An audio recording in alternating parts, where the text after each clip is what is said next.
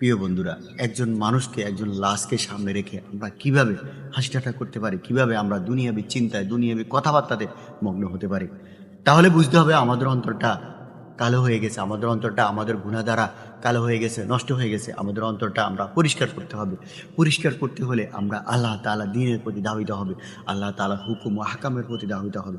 প্রিয় বন্ধুরা, আল্লাহ ছাড়া আমাদের আর কোনো মাবুদ নাই। আমাদের পাড়া প্রতিবেশী অনেকজনে প্রতিনিয়ত কেউ না কেউ মৃত্যুবরণ করে, কিন্তু আমরা তার থেকে কি শিক্ষা নিই? আমরা কি চিন্তা করি না, হ্যাঁ রে, ২০ বছর আগে কত মানুষ ছিল, এখন ২০ বছর পরে অনেকেই নাই, আমরাও একদিন থাকবো না। এটা কি আমরা চিন্তা করি? আসলে আমরা এটা চিন্তা করার বিষয়। আমরা এটা যদি আমরা যখন চিন্তা করব, তখন আমাদের মনে, আমাদের অন্তরটা নরম হবে, আমাদের অন্তরটা আল্লাহর প্রতি ধাবিত হবে, আমাদের অন্তরটা আল্লাহর প্রতি নমনীয় হবে। প্রিয় বন্ধুরা, আল্লাহ ছাড়া আমাদের আর কেউ নাই। তার কাছে আমাদের ফিরে যেতে হবে। তার কাছে আমাদের প্রত্যাবর্তন, এটা সুনিশ্চিত। সালামু আলাইকুম।